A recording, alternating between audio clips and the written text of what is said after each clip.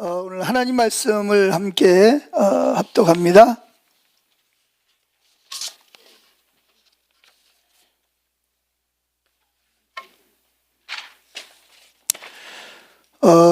하나님 말씀은 마가복음 3장 13절 말씀입니다. 13절부터 15절까지 우리 다 같이 한 목소리로 합독합니다. 또 산에 오르사 자기의 원하는 자들을 부르시니 나아온지라 이에 12를 세우셨으니 이는 자기와 함께 있게 하시고 또 보내사 전도도 하며 귀신을 내어 쫓는 권세도 있게 하려 하심이라. 아멘. 자, 여러분 한번 상상을 해보세요. 지금 예수님이 산에서 올라가셨어요.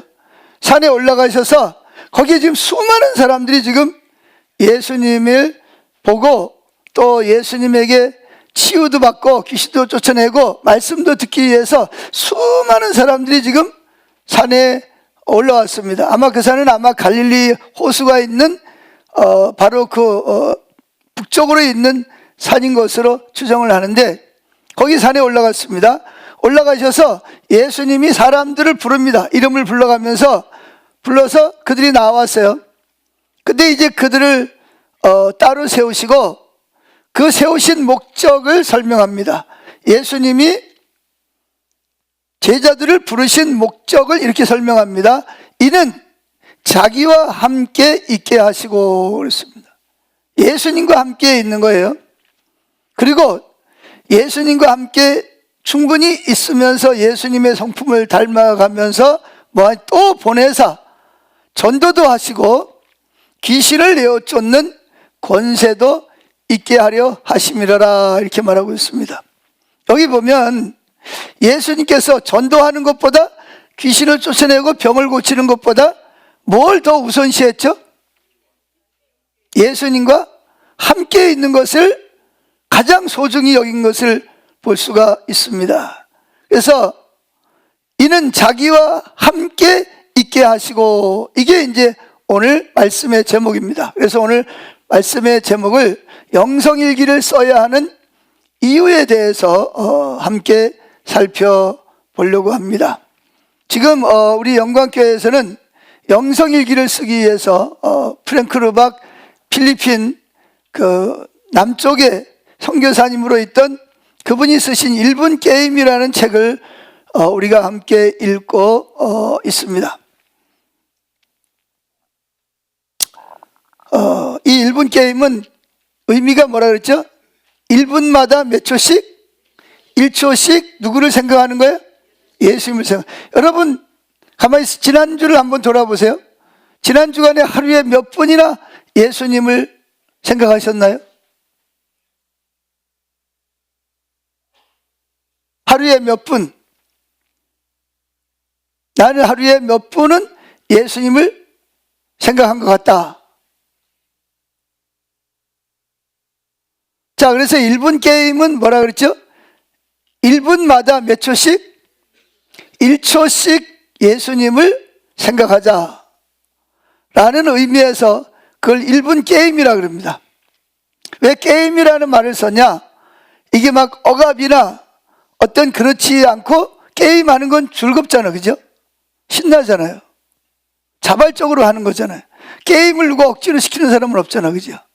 그래서 자발적으로 게임하듯이 하나님과 친밀한 교제를 나누기 위해서 이걸 하자는 것이죠. 그래서 1분마다 1초씩 게임하듯이 예수님을 생각하고 바라보고 볼 때 우리의 인격이, 우리의 성품이 나도 모르게 예수님을 닮아가게 되어지는 것입니다. 자, 고린도후서 3장 18절 같이 읽어보죠. 그래서 우리가 수건을 벗은 얼굴로 거울을 보듯이 주님의 영광을 보게 되면 점점 더한 영광으로 주님의 모습을 닮아가게 됩니다. 그 영광은 영이신 주님에게서 나옵니다. 자, 수건을 벗었다는 말은 율법주의적인 사고를 말하는 거예요. 잘못된 거짓된 신앙체계를 벗어버리고 거울을 본다. 지금은 거울이 유리에다가 뭘 붙였죠? 뒤에다가 수건을 붙였습니다. 그래서 얼마나 이게 그 거울이 잡티까지 다 보이잖아요. 그런데 옛날의 거울은 그런 유리가 발견이 되고 수은이 돼서 그런 거울이 아니라 주로 무슨 거울을 뭘로 사용했어요? 동을 납작하게 만들어가지고 동그랗게 해가지고 그걸 뭐예요? 잘 두드려가지고 그래서 그걸 거울로 삼았단 말이에요. 그러니까 거울이 투명하게 잘 보일까요? 잘 안 보일까요? 잘 안 보이죠. 그냥 희미해요. 그래서 우리가 예수님을 바라보더라도 어떻게 주님이 선명하게 막 이렇게 막 보이나요? 안 보이나요? 잘 안 보이잖아요. 뭐 어떤 데 느껴지긴 해도 잘 이렇게 뭐 보이거나 뭐 그러질 못하네. 어떤 데 느껴지조차도 안 해. 그래서 여기서는 주님 예수님을 바라보는 것을 뭐를 바라보듯이 거울을 바라보듯이 예수님을 그러니까 거울을 바라보려면 그냥 동으로 납작하게 만든 거울을 바라보면 그냥 이렇게 보면 잘 보여요? 안 보여요? 어떻게 봐야 돼요? 집중해서 자세히 봐야 뭐예요? 내 모습이 어떤지를 발견할 수가 있단 말이에요. 그러나 우리가 그렇게 거울을 바라보듯이 관시 집중해서 주님을 바라보고 또 바라보다 보면 나도 모르게 내 성품이 누구를 닮아간다? 예수님의 성품을 닮아간다는 것입니다. 어떻게 예수님 성품을 닮아가냐? 예수님을 계속 바라보고 예수님을 추구하다 보면 내 안에 계신 성령님이 내가 주님을 바라볼 때 내 성품을 누구의 성품처럼? 예수님의 성품처럼 우리 성품을 닮아가게 한다는 것입니다. 아멘. 자, 오늘도 여러분 오늘 읽은 마가복음 3장 14절 이하에 보면 예수님께서 12명의 제자를 부르신 1차적으로 12명, 70명, 120명을 통해서 뭐예요? 온 세계를 부르듯이 예수님께서 1차적으로 12명을 불렀어요. 예수님이 12명을 부르신 가장 중요한 목적이 뭐예요? 같이 있는 거예요. 여기서 같이 있다는 말은 어떻게 있다는 거예요? 가끔씩 여러분처럼 일주일에 틀었다가 만나는 게 아니라 어떻게 해요? 그렇죠. 같이 먹고, 같이 자고, 같이 일하고, 같이 걷고, 같이 사역하고, 같이 놀고, 눈을 뜨는 시간부터 잠자리에 드는 시간까지 뭐예요? 주님하고 같이 있다는 거예요. 그게 예수님 제자를 부른 첫 번째 목적이에요.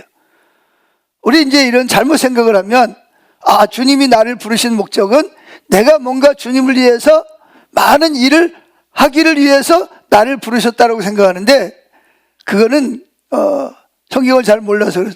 주님이 우리를 첫 번째 부르신 목적은 주님과 함께 새벽에 눈을 뜨면 누구하고 같이 떠요? 주님이 계시고 밥 먹을 때도 같이 서로 대화하면서 같이 식사를 하고 양치 일할 때도 같이 하고 일을 할 때도 같이 하고 그게 왜 중요하죠? 왜 주님과 함께 하는 게 중요해요?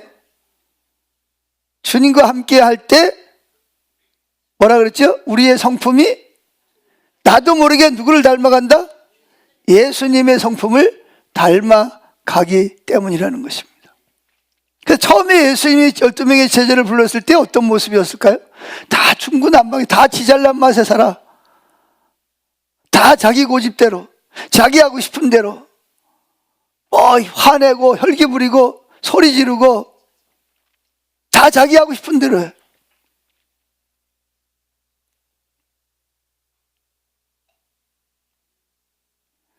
그런데 어떻게 예수님하고 만나서 24시간 동안 계속 지내다 보니까 예수님 제자들이 어떻게 됐어요? 조금씩 변화가 일어난 거예요. 그래서 3년이 지나고 나서 예수님은 그 제자들을 뭐 했어요? 십자가에 죽으시고 부활하시고 성령을 주시고 그들을 통해서 세상에 뭐예요? 이제 가서 뭐 해라? 복음을 전해라. 그러니까 복음을 전하는 것도 중요하고 귀신을 쫓아내고 병을 고치는 것도 중요하지만 예수님께서 가장 중요하게 생각하는 것이 뭐예요? 성품이 예수님의 성품을 닮아가는 것이죠. 오늘날 교회는 믿음을 핵심으로 해요. 오직 믿음으로. 믿음이 핵심이에요. 믿음만 있으면 된다고 생각합니다. 그래서 믿음만 있으면 모든 문제가 해결되고 믿음이 있으면 축복을 받고 온다고 생각해요. 근데 성경을 보면 단순히 그렇지는 않습니다, 여러분. 성경은 믿음을 시작점으로 예수님을 닮은 성품의 결과로 묘사합니다. 믿음은 문을 여는 열쇠라면 예수님의 성품을 닮은 것은 그 문을 통과해서 걸어가는 길과 같다, 이렇게 말합니다. 자, 예수님의 제자들이 처음에 예수님을 만났을 때는 다 자기 목적을 가지고 왔어요. 예수님이 메시아니까 왕이 되면 한 자리 해야 되겠다. 그래, 나도 한번 의식되게, 내가 비록 배우지 못하고 뭐 특별하지 않지만 예수님의 제자가 부름받았으니까 내가 뭔가 좀 한가락 하겠지, 뭔가 나한테도 뭔가 좀 엄청난 뭔가 유익이 있겠지. 그래 다 예수님 따라온 거예요. 근데 예수님하고 같이 생활하면서 그들의 인격이 조금씩 변화가 된 것입니다.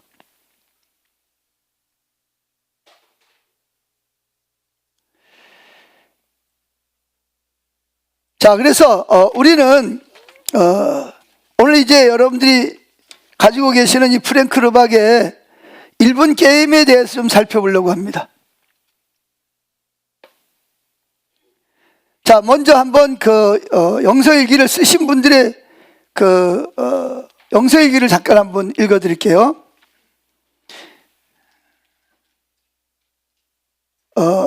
아침 출근 시간에 아침 시간이 천근만근, 마치 양 어깨에 자동차 바퀴를 지고 가는 것만 같다. 자동차 바퀴 양쪽으로 지고 가면 어떨까요? 지금 뭐가 그렇다는 거예요? 지금 이분 마음이 그렇게 무겁다는 거예요. 왜 그러냐 하면 요즘 지속되고 있는 무슨 과장, 전기과장 직원과의 업무 갈등으로 이미 권고사직을 해놓고 있는 상황이라 회사 분위기가 안 좋았다. 물론 다른 직원들도 그 직원을 별로 좋아하지 않고 있었다. 심지어 그 사람이 안 나가면 제가 나가겠습니다라고 하고 있다. 그러니까 관계가 아주 좋은 거예요, 나쁜 거예요? 아주 관계가 나쁜 거예요. 얼마 전에는 중요한 업무를 누락하여 회사에 크게 피해를 입혀놓고 또 여전히 전혀 반성하는 일이 없고 오히려 대꾸하면서 항명 대응에 고성이 오갔다. 그 일로 인해서 이 정기과장은 갑질을 했다고 신고하겠다고 난리다. 이렇게 대응하고 나니 나 자신이 한없이 비참하게 들었다. 내가 영광교회 뭐뭐뭐라는 내가 세상 믿지 않는 사람들과 하나도 다르지 않구나. 성령님께서 근심하고 계시는 것 같다. 스스로 말한다. 주님, 잠시만 저를 못 본 척 해주세요. 저 원래 이런 놈인 거 아시죠? 지금 마음이 어떻겠어요? 아침 조회 시간에 직원들 앞에서 또 그 직원이 내 말을 끊고 꼬장을 부리면서 대꾸하길래 순간적으로 고성이 튀어나오려고 하는 걸 꼭 참았다. 종이 하루 종일 이 직원과의 문제를 생각하는데 주일을 교회에 가서 뭐로 섬겨야 한다고 생각하니 가식적인 내 모습이 비춰져 지니 도저히 안 될 것 같다. 하나님, 어떻게 하면 좋을까요? 저에게 지혜를 주십시오. 마음속으로 기도했다. 문득 하나님께서 직장 선교에 관한 생각을 주시면서 직원 입장에서 한번 생각해 보라는 감동을 주시는 것 같았다. 그러고 보니 그 과정에 대해서 너무 안 좋은 것만 생각하느라 미처 그 직원에 대한 생각을 못했는데, 한 달 전쯤 그 직원이 갑상선 암으로 곧 수술을 해야 할 것 같다고 한 말이 생각났다. 지금 암으로 수술을 해야 되는데 권고사직까지 받은 상황이 오버랩되어서 왔다. 그러자 문득 내가 그 직원을 징계만 생각하고 있는 내 마음이 그 직원에 대한 국률한 마음으로 물밀듯이 밀려왔다. 그때 드는 생각, 하지만 다른 직원들이 어떻게 생각할까? 내가 이미 그 직원을 해고하겠다고 했는데 그동안 상황들 번복하기 곤란한 여러 가지 생각이 떠올랐다. 그런데 문득 그때 머릿속에 떠오르는 하나님의 감동이 있다. 뭐냐? 묻지도 따지지도 말라는 감동.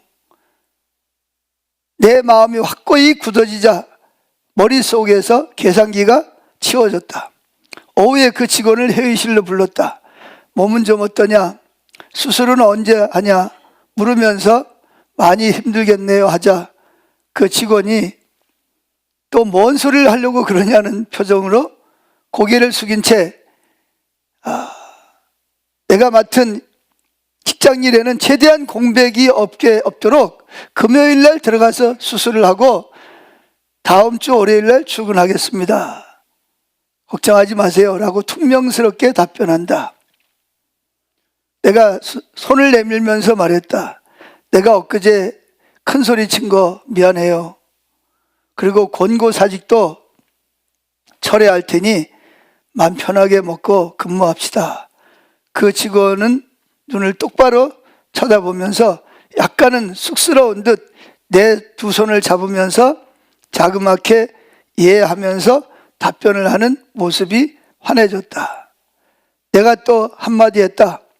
수술하고 바로 출근하지 말고 일주일간 휴가를 줄 테니 충분히 쉬었다가 복귀하세요 하자 좀 더 커진 목소리로 예 고맙습니다 라고 대답한다. 조금 전까지만 해도 앙칼지게 방어하던 표범은 사라지고 순한 양 한 마리가 그 자리에 서 있었다. 회의실에서 나오는 내 마음이 깃털처럼 가벼워지면서 주님이 말씀하시는 것 같았다. 잘했다.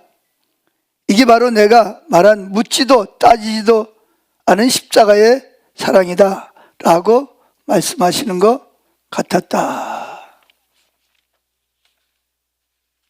이게 이제 어떤 남자 집사님의 그 영성일기의 내용. 제가 지금 오늘 읽어드리는 영성일기는 영성일기를 쓰신 분들에게 제가 이 영성일기를 여기서 공개해도 괜찮느냐라고 해서 허락을 받고 이 내용을 공개하는 것입니다. 자, 넘어가서 봅니다. 프랭크 루박 1분 게임에 대해서 한번 살펴보죠. 제1과 그리스도만이 유일한 희망이다. 제가 한번 이 책을 그냥 같이 읽을게요. 같이 눈으로 같이 읽으세요. A번 한 저명한 과학자는 이렇게 말했다. 모든 헛된 노력의 환상에 젖었던 우리는 이제야 인류에게 남겨진 유일한 희망이 그리스도처럼 되는 것이라는 사실을 깨달았다. 그러니까 어떤 저명한 유명한 과학자가 한 말이라는 거예요. 인류에게 유일한 희망이 뭐밖에 없다? 예수님의 성품을 담는 것밖에 없다는 거예요. 그게 유일한 희망이라는 것입니다. 이 말은 수많은 교육자와 정치가와 철학자들 사이에 널리 화제되고 있다. 하지만 그리스도는 현재의 괴로운 문제에서 세상을 구하지 않으셨다. 그 이유는 자명하다. 자기 자신이나 세상을 구할 정도로 예수님을 잘 믿는 사람은 소수에 불과하기 때문이다. 미국의 경우를 살펴보자. 미국에서 교회에 등록된 교인 수는 전 인구의 3분의 1밖에 안 된다. 그마저도 정기적으로 교회에 출석하는 사람은 절반에도 미치지 못한다. 미국의 목사님들은 주일날 4번에 1번꼴로 그리스도에 대해서 설교한다고 한다. 그러니까 한 달에 30분 정도밖에 그리스도를 전하지 않는 것이다. 훌륭한 설교도 많고 그 중에 뛰어난 설교들도 있지만 그리스도를 그리스도를 전하는 설교는 너무 적다. 전 인구의 6분의 1이 일주일에 10분도 채 그리스도를 생각하지 않는데 어찌 그 믿음으로 미국이나 세상을 구원할 수 있겠는가? 자, 여러분 일주일에 얼마나 예수님을 생각하고 바라보세요? 여기 글에 말한 이 일본 게임에 의하면 미국의 교회 다니는 사람들은 일주일에 몇 분? 30분, 아니야, 한 달에 30분 정도 예수님에 대한 이야기를 듣고, 그러다 보면 일주일에 몇 분? 일주일을 살아가면서 약 10분 정도만 누구를 생각한다? 예수님을 바라보고 예수님을 생각한다는 거예요. 그러니 그런 믿음으로 어떻게 미국이나 세상을 구할 수 있겠냐는 거죠. 계속 있습니다. 우리는 그리스도를 생각하는 대신 더 많은 시간을 이기심, 탐욕, 증오에 대한 생각으로 우리 마음을 빼앗기고 있다. 한 국가에 우리 여러분 하나님 생각 안 하면 다른 생각해야 되잖아요. 그렇죠? 하나님 생각 안 하면 다른 생각으로 하나님을 생각하는 자리를 채울 수밖에 없잖아요. 한 국가의 국민들이 그리스도만이 세상의 유일한 희망이다. 무엇을 생각하는지는 매우 중요하다. 우리가 그리스도에 대해 더 많이 생각하지 않는다면 우리는 결코 그리스도처럼 될 수 없다. 교사가 되어 학생들을 가르치는 어느 사범대학 학생들은 일주일에 25시간씩 3년간 수업을 들어야 졸업할 수 있다고 한다. 보세요. 자, 학생들을 가르치는 선생님들은 일주일에 몇 시간? 25시간을 배워야 3년 후에 3년이나 4년 후에 졸업을 하는데, 예수 믿는 사람들은 일주일에 몇 분?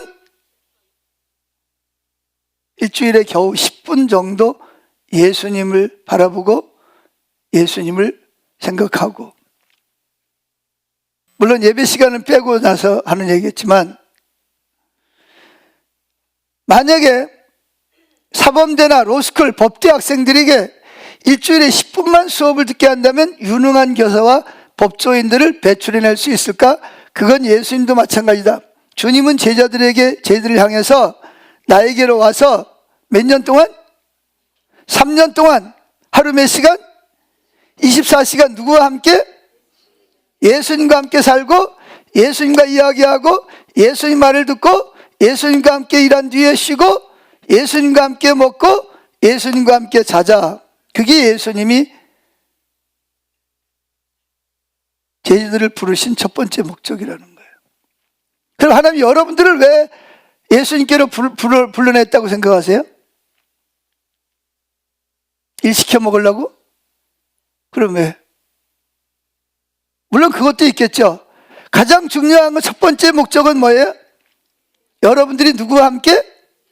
24시간 예수님과 함께 아침에 일어나서 눈을 뜨고 예수님의 이름을 부르고 예수님과 함께 세수하고 양치질하고 머리 감고 밥 먹고 운전하면서 예수님과 함께 운전하면서 출근하고 예수님과 함께 지하철 타고 출근하고, 일할 때도 뭐예요? 누구와 함께? 예수님과 함께 일하고 예수님과 함께 점심 먹고 예수님과 함께 직원들하고 서로 대화하고 업무를 파악하고, 그리고 예수님과 함께 퇴근해서 예수님과 함께 가정에서 가족들하고 지내는 거예요. 그것이 예수님이 저와 여러분을 부르신 첫 번째 목적입니다. 아멘 합시다. 맞습니까? 맞습니다. 왜냐하면 여러분, 교회라는 말이 무슨 말인지 아세요? 교회라는 말은 헬라어로 에클레시아라는 말. 에클레시아가 뭐예요? 불러내다. 여러분, 애굽에 있는 이스라엘 백성을 바로의 손에서 끄집어내서 가나안 땅으로 불러내듯이 하나님이 온 사방에 흩어져 있는 여러분들을 택하시고 여러분들을 불러내신 거예요. 불러내신 목적이 첫 번째 목적이 뭐예요? 247이 뭐예요? 하루 24시간, 일주일 7일 동안. 그러면 일주일에 몇 시간? 168시간 동안 예수님하고 뭐 하자? 함께 살고 함께 지내기 위해서 하나님이 여러분을 불러내신 거예요. 아멘. 그런데 문제는 여러분들은 하루에 얼마나 예수님하고 같이 동행하는 삶을 살고 예수님을 생각하느냐는 거예요. 제가 어제 저녁에 설교 준비를 마치고 집에 가서 성경을 읽는데 데살로니가전서 4장을 읽는데 그런 내용이 있더라고요. 예수님은 우리가 깨어있을 때만 함께 있기를 원하시는 것이 아니라 거기 보면 언제도 거기 자든지 깨어있든지 누구와 함께 있게 하려면 예수님과 함께 있는 것이 예수님이 우리를 부르신 목적이라는 거예요. 깨어있는 시간뿐만 아니라 뭐하는 시간까지도, 자는 시간까지도 예수님은 함께 있기를 원하시는 겁니다. 왜 그럴까요? 여러분들을 사랑하시는 거예요. 좋아하기 때문에. 함께 하고 싶은 거예요. 예수님과 함께 있을 때 우리 인격이 어떻게 된다? 예수님의 인격으로 변화가 되는 거예요. 그러면 이렇게 사범대학교 학생들의 교사가 되기 위해서도 하루에 몇 시간? 일주일에 몇 시간? 25시간씩 4년 동안 사범대학을 졸업해야, 옛날에는 3년인데 지금 4년 동안 졸업을 해야 학생들을 가르칠 수 있는 뭘 줘요? 시험 볼 수 있는 자격을 주잖아요. 교사가 될 수 있는. 그런데 우리는 예수를 믿고 구원받은 백성들이 일주일에 한 번씩 교회에 나와가지고 예수님하고 예배드리는 시간만 주님을 바라보고 살아간다면 이건 예수님이 원하는 뜻하고는 전혀 상관이 없는 걸 삶을 살아가는 거예요. 아멘. 자, D번을 보세요. 그런 식으로 주님과 함께 한 달 정도를 생활했던 사람들, 어떻게 생활했던 사람들? 아침에 눈을 뜨면서부터 언제까지? 회사 갈 때도 주님과 같이 가고, 밥 먹을 때도 예수님 어디 계세요? 보이지 않는 옆에 계시는 거예요. 그래서 어떤 사람은 그러더라고요. 옆에다가 빈 의자를 하나 갖다 놔. 왜 갖다 놓죠? 예수님 여기 앉으세요. 눈에 보이지 않지만 예수님 계시니까. 아멘. 운전하거나 걸어가면서도 예수님이 옆에 계셔. 그러니까 뭐 해야 돼? 예수님하고 말을 거는 거죠. 예수님, 참 요즘에 전 며칠 전에 눈이 와가지고 참 미끄러워서 고생 많이 했습니다. 아름다운 단풍을 보면서 또 뭐 그림을 보면서 책을 읽으면서 또는 회사에서 업무를 보면서 또는 노동을 하면서 예수님에게 말을 걸고 예수님과 함께 하는 거예요. 자, D번에 보면 그렇게 주님과 함께 한 달 정도를 생활했던 사람들은 그런 삶이 주는 이력을 느낄 수 있을 것이다. 그것은 마치 중심에서 주변까지 새롭게 태어나는 것과 흡사했다. 그런 시도를 해본 사람들은 전부 다 예수님의 성품으로 뭐가 되었다? 변화가 되었다. 물론 완전하진 않지만 옛날 성품이 많이 때가 벗겨지고 새로운 성품으로 많이 변화되었다는 거예요. 그걸 창조라고 말합니다. 창조. 우리 성품이 창조가 되는 거예요. 그리고 그런 시도는 이 세상도 변화시킬 것이다. 그럼 오늘을 사는 우리는 어떻게 그런 시도를 할 수 있을까? 그에 대한 대답은 어린아이라도 이해할 수 있을 만큼 간단하다. 실제로 어린아이처럼 되지 않으면 우리는 성공하기 힘들다. 그럼 어떻게 해야 되냐? 첫째, 두 가지를 말하는데, 첫째는 시간을 내어서 성경을 공부하라. 둘째, 예수님을 단짝처럼, 우리 자녀들이 반에서 단짝이 있어요, 없어? 있잖아, 그죠? 단짝처럼 떨어지지 않는 예수님하고 본드로 붙여놓은 것처럼 어디를 가도 같이 가는 단짝 친구를 만들어라. 두 가지. 첫째, 시간을 내어서 성경을 공부하라. 그래서 예수님이 어떤 분인지를 배우기 위해서 적어도 하루에 1시간씩 기도하면서 주의 깊게 읽고 또 읽으라. 다양한 성경 번역들을 접하고, 이게 무슨 말이냐면, 여러분 지금 우리가 가지고 있는 성경은 개역개정판입니다. 근데 성경은 개역개정판만 있는 게 아니에요. 뭐도 있어요?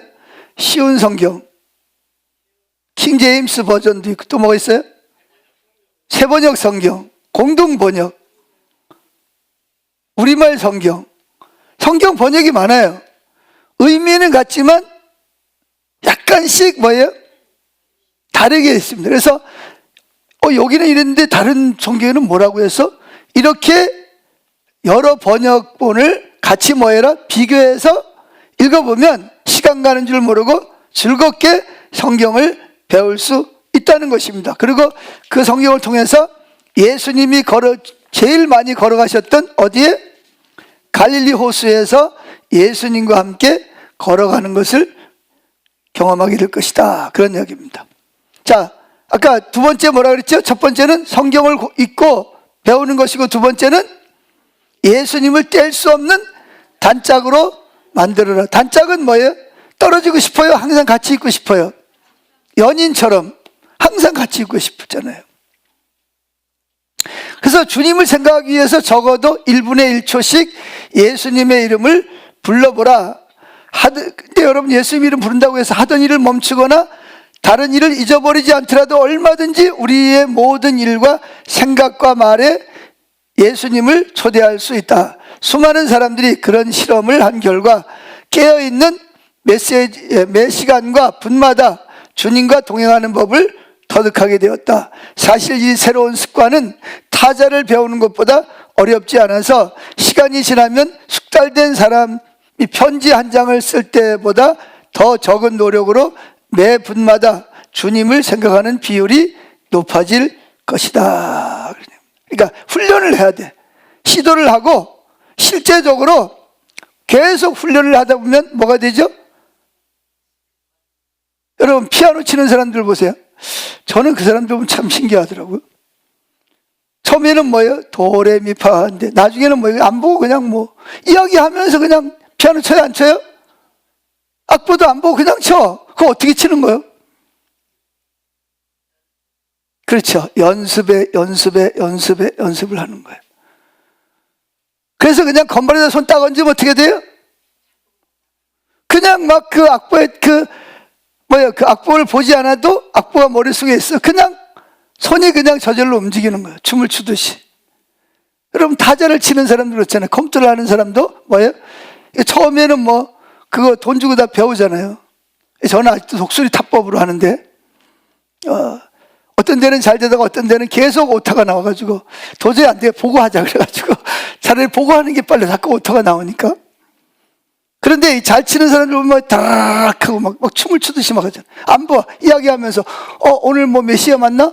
그래? 전화 걸면서도 쳐. 그런 것보다 뭐가 쉽다?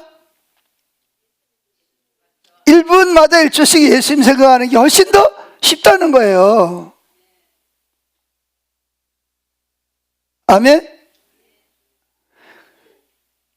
그래서 습관이 돼야 돼. 비번. 이 두 가지, 매일 성경을 읽는 거 공부하는 것과 예수님과 뗄 수 없는 단짝으로 만드는 것, 이 두 가지를 실행하는데 많은 시간이 소비되기는 하겠지만 그것이 다른 일들을 하는데 방해가 되지는 않을 것이다. 오히려 그 일들을 그러니까 예수님과 생각하면서 그 일들을 그리스도가 임하여 다른 일을 할 때 오히려 주님이 임재해서 뭐한다? 더 좋은 성과를 내도록 만들어 줄 것이다. 또한 그러한 습관은 우리의 신앙을 견고하게 유지시켜 줄 것이다. 아멘. 만일 어떤 환자의 체온이 날마다 달라진다면 의사가 그가 심각한 병에 걸렸다고 간주할 것이다. 신앙도 마찬가지다. 영적인 열기와 냉기 사이에서 오락가락하지 않고 온종일 주님을 향하도록 부드럽게 압박하는 믿음이 있으면 그것이 곧 건강한 신앙을 가졌다는 하나의 징표인 셈이다.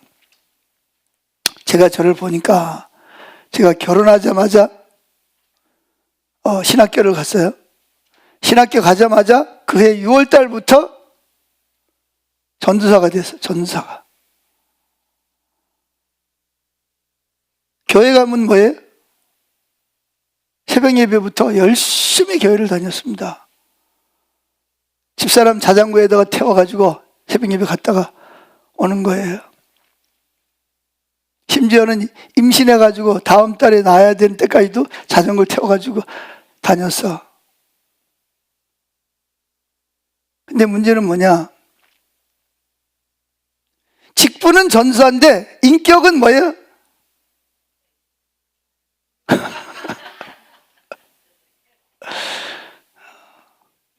아니, 직분이 전도사면 인격도 뭐가 돼야 돼요? 전도사가 돼야 되는데 직분은 전도사인데 인격은 뭐예요?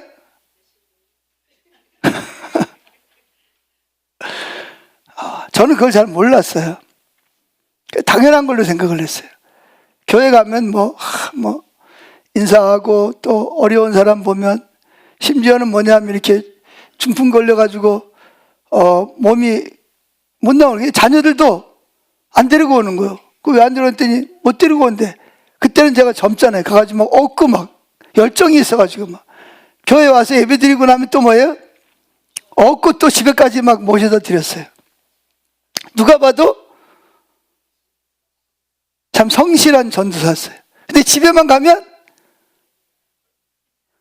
꼬장꼬장하지, 성질 부리지, 혈기 부리지, 애들 뭐예요? 그냥 뭐 잘해주다가도 뭐 하면 야단치지. 이게 냉탕 갔다가 온탕 갔다가, 집에 가면 무슨 탕? 그냥 교회 가면 온탕. 이게 두 가지 모습이 되는 거예요. 왜 그러죠? 직분은 있는데 뭐가 변화가 안 된 거예요? 성품이 변화가 안 되는 거예요.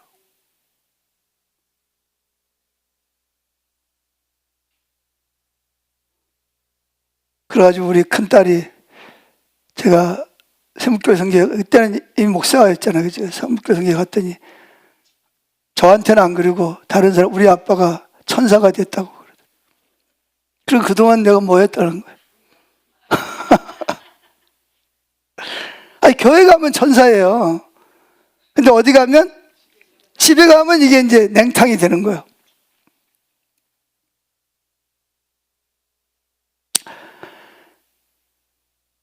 그러니까 건강한 신앙이요? 아니면 병든 신앙이요? 그럼 날 보고 병들었다는 여러분은 어떠세요?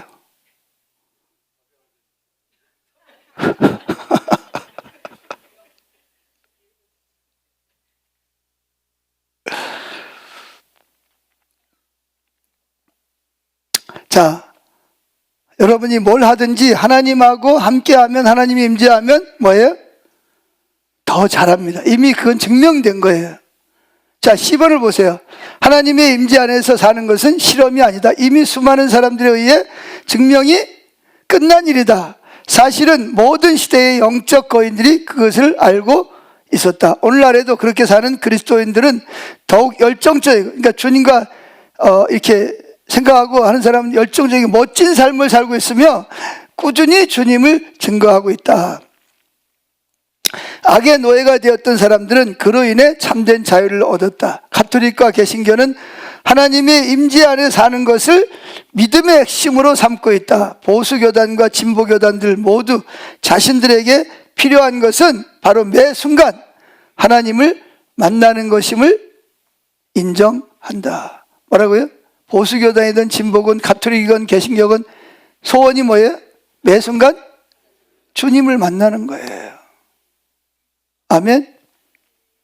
그래서 D번, 이 1분 게임 책의 내용을 읽고 도움을 받은 사람들은 감사한 마음에 대량의 책을 구매하여 지인들에게 나눠주기도 하였다. 이 책을 읽은 전 세계 각국의 독자들은 1분 게임을 통해서 패배가 승리로 바뀌고 절망이 기쁨으로 바뀌었다는 간증을 나에게 보내왔다.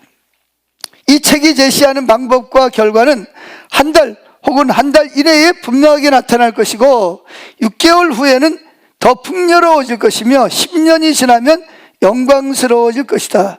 어떤 사람은 이렇게 말할지도 모른다. 이 방법은 너무 정통적이고 구식이야.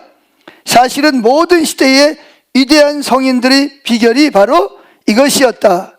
바울은 쉬지 말고 기도하라고 했으며 무슨 일이든지 하나님께 감사함으로 간구하라고 했다. 또 하나님의 영으로 인도함을 받는 사람은 곧 하나님의 아들이라고 했다. 자, 보세요. 그러니까 하루 24시간 동안 정말 주님과 함께 한 달만 지내보라는 거예요. 그럼 뭐다?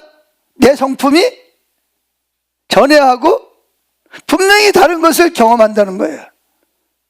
아멘. 6개월 후에는 더 풍성해질 것이고 10년이 지나면 뭐 할 것이다? 영광스러운 사람으로 인격이 바뀔 것이라는 거예요.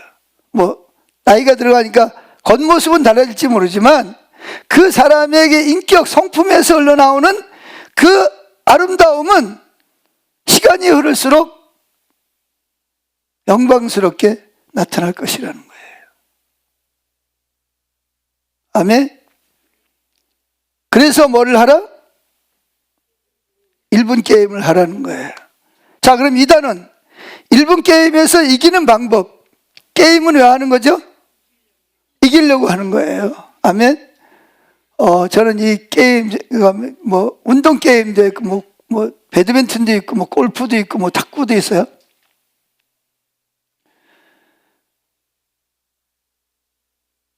근데 이 게임을 해보면 상대방의 뭐가 나오죠? 성품이 나오더라고요. 자, 1번. 1분 게임에서 이기는 방법이 뭐냐? 자기 자신에게 완전하게 만족하는 사람이 있어요, 없어요? 없다. 누구나 인생은 빛이 있는가 하면 그림자가 있어요. 좋은 날은 적은 반면에 불만족스러운 날은 훨씬 많기 마련이다. 그런데 언제 예수님과 가까이서 있을 때는 좋은 날과 좋은 순간들이 더 많지만 주님을 우리 생각에서 밀어냈을 때는 힘들고 어려운 날이 훨씬 많다는 것을 경험을 통해 알고 있다. 그렇다면 지속적으로 삶의 질을 높일 수 있는 방법은 우리가 하는 모든 언행, 말과 행동에 예수님을 초대하는 것밖에는 없다는 사실이 분명해진다. 왜? 빛과 어둠이 있고 좋은 날과 나쁜 날이 있는데 나쁜 날이 더 많다고 느껴져요. 근데 예수님을 모시고 말과 행동을 살아가면 뭐가 더 많아진다? 반대로 힘들고 어려운 날보다 뭐한 날이? 행복하고 좋은 날이 더 많아지게 된다는 거예요. 아멘? 그걸 경험을 통해서 알 수가 있다는 거죠. 그래서 우리는 자신의 삶을 질서 있고 올바른 방식으로 훈련해야 한다. 1분 게임은 영적 관점에서 질서 있고 올바르게 우리의 삶을 훈련하는 방법을 이야기한다. 이미 많은 사람들이 이 게임을 통해 큰 도움을 받았다. 하나님과 동행했다는 애녹만큼이나 오래된 방식에 붙여진 새로운 이름인 것이다. 이미 벌써 수많은 사람들이 1분 게임을 통해서 뭘 얻었다? 놀라운 결과를, 열매를 거뒀다는 것입니다. 근데 이게 뭐가 필요하냐면 훈련이 필요합니다. 훈련. 뭐든지 다 피아노 칠 때도 다 훈련이 필요하잖아요. 돈 주고 다 레슨을 받아야 돼. 또 뭐예요? 타자 빠르게 치는 것도 뭐 그것도 급수가 있다고 하면 그래요? 뭐 몇 급이냐? 뭐 이 다 있어. 언어도 마찬가지고 모든 것이 다 뭐에 대해서 오죠? 훈련을 해야 됩니다. 훈련. 근데 훈련하는 게 쉬워요, 어려워요? 하고 싶어요, 하기 싫어요? 하고 싶어요? 감사하죠. 예. 하기 싫어도 뭐 해야 돼요? 해야 됩니다. 왜? 그게 내가 살 길이니까. 아멘. 자, 10번을 넘어갑니다. 어떤 사람들은 이 책을 읽고 1분 게임을 실천한 이후 어두운 감옥에서 나와 비로소 사람답게 살게 되었다고 말하기도 한다. 여전히 같은 세계를 보고 있는데, 여전히 똑같은 세계를 보고 있는데 예전과 똑같지 않은 이유는 그 세계가 새롭고 황홀한 색채를 띠고 있으며 훨씬 더 깊은 의미를 지니고 있기 때문이다. 감사하게도 이 영적이고도 즐거운 탐험은 누구에게나 뭐라고요? 무료다. 가난하든 부하든 배웠든 못 배웠든 과거가 좋든 나쁘든 유명하든 아니든 상관없이 예수님께 오기만 와서 하면 된다는 거예요. 세상에서 가장 귀한 것을 누구나 가질 수 있다는 것이다. 뭘 가져요? 예수님을 가질 수 있다는 거예요. D번, 일본 게임 역시 다른 습관들을 형성할 때처럼 쉽기도 하고 어렵기도 하다. 계속 하는 사람은 쉬워. 근데 아예 안 하는 사람은 뭐예요? 한없이 어려운 거죠. 지금까지 당신은 일주일에 몇 초 혹은 몇 분 정도만 하나님을 생각했을 것이다. 그리고 나머지 시간에는 하나님에 대한 생각을 전혀 하지 않았을지도 모른다. 그러나 이제는 로렌스 형제처럼 깨어있는 시간에 각 분마다 하나님에 대한 생각을 하려고 뭐 해야 된다? 노력해야 한다. 이런 식으로 급작스럽게 습관을 변화하려면 처음에는 많은 노력이 필요하다는 거예요. 그 중에는 눈에 그 노력하는 것 중에 하나가 뭐냐면 예수님의 그 온화한 성화들을 어떻게 집 곳곳에다 갖다가 붙여놓는 거예요. 어디를 봐도 누가 보여? 예수님의 그 온화한 모습. 그래서 누굴 생각하도록? 예수님을 생각하기 위해서 어떤 사람들은 예수님의 성화를 모아다가 집안에 잘 보이는 곳에다 곳곳에다가 걸어놓고 잊어버렸다가도 주님 딱 보면 예수님 생각하도록. 또 어떤 사람은 뭐 하죠? 알람을 맞춰놓습니다. 알람. 1시간마다 알람을 맞춰놔요. 알람을 맞춰놓고 때르릉 하면 뭐예요? 아니면 뭐 진동이 오게 하거나 그래 놓고 그 다음에 뭐예요? 내가 지나온 시간 동안 얼마나 몇 분이나 예수님을 생각하고 바라보았는가를 뭐예요? 체크하는 거예요. 체크하는 거. 노력이 필요한, 훈련이 필요하다는 거예요. 그래서 쉽기도 하고 어렵다는 거예요. 여러분, 교회에서 제일 중요한 게 뭐죠? 교회 성도님들에게 제일 중요한 게 뭐예요? 히트를 드릴게요. 믿음이 중요합니까? 성품이 중요합니까? 예, 둘 다 중요하죠. 그래서 믿음은 뭐다? 문을 여는 열쇠라면 성품은 그 과정을 통과하는 것이다. 이렇게 말하고 있습니다. 자, 성품이 뭐냐? 예수님의 성품을 닮아가야 돼요. 그래서 예수님께서 성경에 보면 귀한 일을 맡긴 사람들은 특징이 있습니다. 뭐가 있죠? 성품이 다뤄진 사람들이에요. 보세요. 모세가 믿음이 있었어요? 없었어요? 히브리서 12장에 보면 모세는요, 11장에 보면요, 모세는요, 진짜 믿음이 있었어요. 믿음의 사람이었어요. 근데 왜 하나님이 모세를 안 쓰셨죠? 성품이 안 다뤄졌어요. 욱 하고 막 그냥 사람 두들겨 패 죽이고, 아니 이스라엘 백성을 끌고 가다가 말 안 들으면 또 그냥 막 또 그럴 거 아니에요. 그래서 주님께서 어디로 보내요? 미디안 광야로 보내 처가살이로 40년간을 푹 썩힙니다. 거기서 뭐 인격이 어떻게 돼요? 인격이 빚어지는 거야. 그 다음에 뭐예요? 모세를 부르시는 거야. 그리고 어디로? 내 백성을 가서 데리고 와라. 여러분 잘 알고 있는 대로 다윗은 어떻습니까? 다윗은요, 왕이 되기 전에 뭐 했어요? 하나님이 다윗을 사울 왕에게 거의 15년 동안 쫓겨다니게 합니다. 죄도 없이 억울해 누명을 썼어. 그런데 다윗은요, 아세요? 한 번도 사울 왕에게 억울하다고 항의하거나 같이 맞서 싸운 일이 없어요. 심지어 자기 원수를 죽일 수 있는 아주 좋은 기회가 2번씩이나 왔는데도 복수를 해요, 안 해요? 안 합니다. 그리고 심지어 뭐라 그러냐? 오히려 그를 왕이라고 부르고 하나님의 사람으로 대우를 해줍니다. 왜?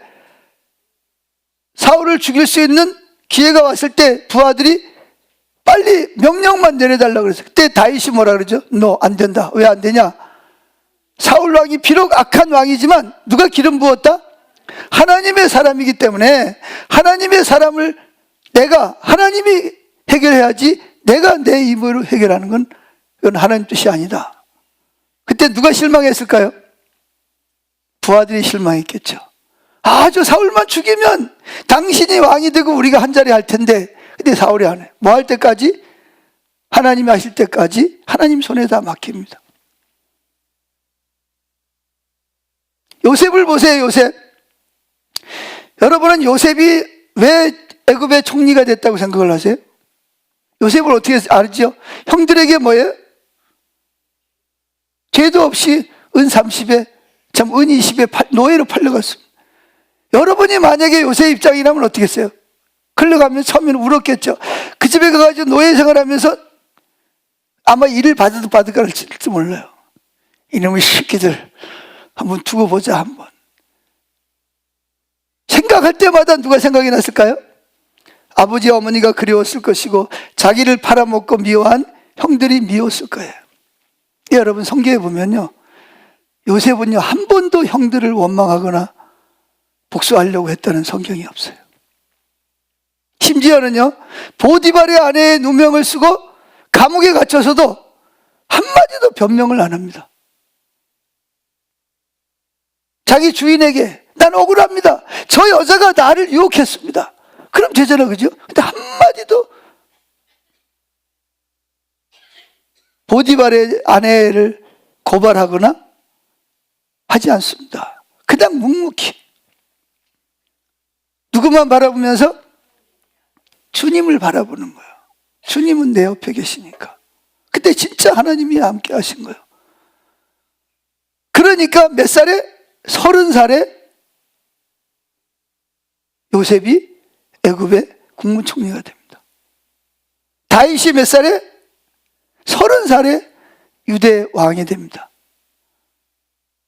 여러분, 하나님은요 사람을 쓸 때 우리는 믿음이 좋은 사람을 쓸 것 같지만 아니요, 성품이 준비된 사람을 쓰십니다. 아멘. 근데 성품은 하루아침에 뭐 하지 않아요? 빚어지지 않습니다. 그래서 성품이 제일 빨리 빚어지는 비결이 뭐라고요? 1분마다 1초씩 누구나? 예수님과 대화하고 함께하는, 예수님과 24시간 함께하는 거예요. 아멘. 그래서 다윗은 하나님 마음이 합한 사람이 될 수가 있었던 거예요. 아멘. 자, 그러면 또 한번 다른 분, 영성일기를 쓰신 분들 걸 한번 같이 읽어드리죠. 자, 이번엔 여자분 집사님이 쓴 영성일기입니다. 어제 내린 많은 눈으로 집 앞 도로가 차들이 어디 기어다니고 차들이 비스듬히 세워진 채로 운전자는 차를 집에 두고 가신 것 같았다. 그러니까 차를 눈이 많이 오니까 그냥 길가에 두고 그냥 가버리는 거예요. 도저히 차로는 출근할 수 없어서 대중교통을 이용했는데 일찍 출근했는데도 전철하는 사람들로 꽉 찼다. 제대로 서 있을 수가 없었다. 그런데 갑자기 기침이 나오기, 여러분 틈도 없는데 거기서 기침 나오면 어떻게 돼요? 다른 사람들이 다 뭐예요?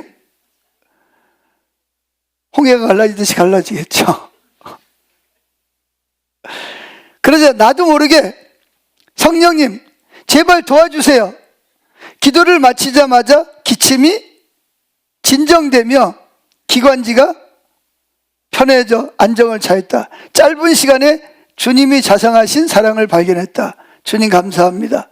몸은 춥고 힘든데도 마음속에는 계속 찬양이 나오고 마음에 평안이 왔다. 오늘 하루 함께 해주신 주님께 감사를 드립니다. 자, 다음 단계에 또 넘어가서 봅니다. 넘어갑니다. 어디를 보냐? 3장 5쪽에 3장을 봅니다. 어떻게 시작할 것인가? 그럼 어떻게 1분 게임을 시작할 것인가? A번, 당신에게 가장 적합한 시간을 택하라. 적어도 1분에 한 번씩 예수님을 기억한다면 1시간 동안 총 몇 분이나 하나님을 기억하는지 시도해보라. 다시 말해서 적어도 1분당 1초는 하나님을 생각하라는 것이다. 매 초마다 하나님을 기억할 필요는 없다. 우리의 뇌는 빠른 물살처럼 이런저런 생각들로 옮겨 다니기 마련이다. 처음에 당신의 점수는, 그러니까 1분마다 1초씩 예수님 생각하는 점수가 처음에는 아주 낮을 것이다. 하지만 계속 시도하라. 그러면 할 때마다 조금씩 쉬워지고 나중에는 거의 자동적으로 매 초마다 하나님을 기억하고 생각하게 될 것이다. 그것이 습관 형성의 법칙이다. 처음에 속기를 하려고 하면 굉장히 어색하다. 피아노를 배울 때나 자전거를 배울 때 혹은 새로운 근육을 사용할 때도 마찬가지다. 1분 게임을 시도해보면 영적으로 당신은 아직 연약한 아기와 같다는 걸 알게 될 것이다. 요람 속의 아기는 무엇이든 가까이 있는 것을 붙잡고 힘을 주면서 간신히 일어난다. 그렇게 몇 초 동안은 비틀거리며 서 있지만 이내 힘을 잃고 주저앉고 만다. 그래도 아기는 거듭해서 시도할 때마다 조금씩 일어서 있는 시간이 늘어난다. 우리가 하나님을 생각하려고 할 때도 그 아기와 같다. 처음에는 뭔가 붙잡을 것이 필요하다. 우리의 생각은 비틀거려 주저앉는다. 지금 잊어버린다는 거예요. 그러다 다시 시도하면 또 일어선다. 새롭게 시도할 때마다 우리는 좀 더 잘 하게 되고 언젠가는 하루에 90% 정도까지 하나님을 기억할 수 있는 날이 올 것이다. 아멘. 자, 이렇게 우리가 주님을 1분 게임을 하다 보면 여러분들이 뭐 하는 일에 손해를 보지 않을까? 업무에 지장이 있지 않을까? 마음을 빼앗기지 않을까? 이렇게 염려하는 사람도 있는데 전혀 그렇지 않다는 것입니다. 오히려 하나님이 임재하셔서 뭐 하신다? 오히려 우리가 하는 일을 더 잘 되도록 도와주신다는 거예요. 자, 다시 한번 남자 집사님이 쓴 영성일기입니다. 30년 동안 야쿠자 생활을 하다가 예수님을 영접하고 회심한 니카지마 테즈오 목사님의 간증을 들으면서 출근했다. 본인은 실패한 사람의 인생의 이야기라고 하지만 예수님을 자신의 주인으로 영접하고 많은 사람을 주께로 돌아오게 한 가장 복되고 성공한 사람이었다. 주님께서 나에게 주신 달란트 중에 하나는 언어라고 오래전부터 생각했다. 왜인지 그리고 언제부터인지는 모르지만 나를 통해서 한국과 어디 영혼들이 주님께로 돌아오도록 목사님과 선교사님들께 말씀을 증거하시는 강단에서 내가 통역으로 섬기는 날이 올 것이라는 마음이 오래전부터 들었다. 오늘 외국 출장을 마치고 귀국하신 대표님과 얼마 전에 귀국한 내가 오랜만에 조우에서 잠시 회의를 하며 비즈니스에 대한 이야기와 회사의 방향에 대해서 깊은 이야기를 나누었다. 근데 감사한 일이 생겨났다. 새로운 비즈니스로 인해서 회사의 자본금을 증자해야 되는데 내년에 나와 다른 팀장을 회사의 주주로 등재시켜 주시겠다는 말씀과 함께, 와, 주주가 되네.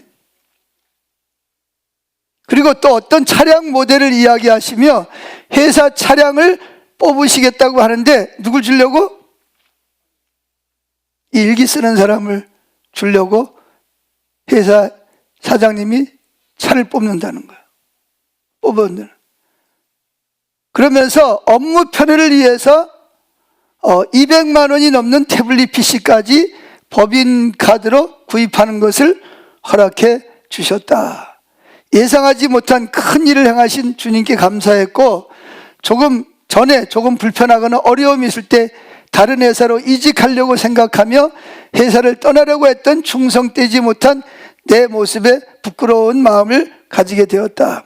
어제도 오늘도 우리 회사, 우리 가정의 주도권을 주님이 주시고 앞서가심을 믿고 기도합니다. 주님만이 우리 회사와 가정의 왕이십니다. 할렐루야. 아멘. 여러분, 하나님하고 늘 생각하고 동행하면 뭐 하신다? 하나님이 우리의 삶을 뭐 하신다? 도와주신다는 거죠. 임재하셔서. 자, 여자 집사님의 영성일기입니다. 12월 1일 누구 집사님, 집사. 내가 매일 제일 행복한 시간, 성전 주차장에 차가 한 대도 없고 아무도 없는 깜깜한 본당의 문을 열고 발을 들여놓는 순간 그 아늑함, 따스함이 나를 감싸며 평안함은 나를 행복하게 한다. 어린 시절 겨울 강추위에 벌벌 떨다가 안방 아랫목에 이불을 덮고 앉아 있는 그 따스함이 오늘도 나를 항상 덮고 있는 것 같아 이 밤, 이 시간이 나를 가장 행복하게 한다. 자리에 앉아 성령님 오시옵소서, 주님이 기도를 인도해 주세요 할 때 어제 셀 예배 시간에 읽었던 성경 구절이 생각난다. 마가복음 9장 21절부터 27절 말씀을 읽어 내려가는데, 벙어리 되고 귀먹은 귀신아 내가 내게 명하노니 그 아이에게서 나오고 다시 들어가지 말라. 명하신 예수님의 치유의 선포, 예수님만이 할 수 있는 권능이라고 믿어왔던 것인데, 오늘은 나는 왜 이 말씀이 예수님이 치유하셨다는 사실이 진리인데 왜 나는 예수님이 치유하신 것을 믿지 못하면서 마치 믿었다고 생각하는지, 믿음이 있는 것처럼 살았던 것 아닌가 하는 반문이 생기면서 내가 예수님의 치유를 믿은 것이 아니라 지식적으로 아는 것으로 성경을 읽고 있는 것이 깨달아졌다. 가짜가 진짜처럼 말하고 행동한 것이 아닌가? 다시 이 구절이 생각나면서 이 밤에 성령께서 조상들로부터 내려오는 죄와 저주의 영향력을 끊고 선포하며 초자연적인 건강의 치유를 선포하며 가난의 저주 아래 묶였던 더러운 것들을 끊고 하나님의 번영을 부어달라는 선포 기도를 하게 하셨다. 교회 지체 가운데 묶여있는 영혼들을 위해 기도하며 저들이 회복되는 기적의 시간들을 기대하며 부흥을 보내달라고 성령님이 이 성전에 오셔야만 우리가 살 수 있음을 고백하게 하셨다. 오래 묵었던 체증이 내리듯 시원함을 느끼며 아침 회사 출근이 임박해 마지막 기도를 하고 주님을 기다리면서 주님이 원하시는 말씀을 해주세요 라는 기도가 끝나기 전에 오늘도 여지없이 주님은 오늘도 쉬지 말고 기도하라 하신다. 그러므로 내 마음에 계속 방언 기도가 하루 종일 시작된다. 영성일기입니다. 영성일기는 누구에게 보이려고 하는 게 아니라 하나님 앞에서 내가 얼마나 예수님하고 교제하고 예수님을 생각하는 시간을 보내면서 살았는가, 그리고 그럴 때 무슨 일이 일어났는가, 그거를 그냥 간단하게 적으면 됩니다. 아멘. 그리고 정 어려운 분들은 우리 오경옥 집사님이 쓰는 영성일기가 있어요. 그 노트입니다. 얘가 옛날에 노트를 만들어 준 적이 기억나나요? 아침에 일어나자마자 무슨 생각을 했습니까? 밥 먹으면서 예수님 생각했습니까? 오늘 성경을 읽으면서 주신 말씀이 뭐였습니까? 이렇게 영성일기를 쉽게 쓸 수 있도록 노트를 제가 만들어서 여러분에게 저 뒤에다가 놨던 적이 있는데 기억하시는지 모르겠는데, 난 도저히 영성일기를 잘 못 쓰겠다, 그런 분들은 그 노트를 다시 만들어 놓을 테니까 가지고 가셔서 쓰시면 되겠습니다. 나오세요.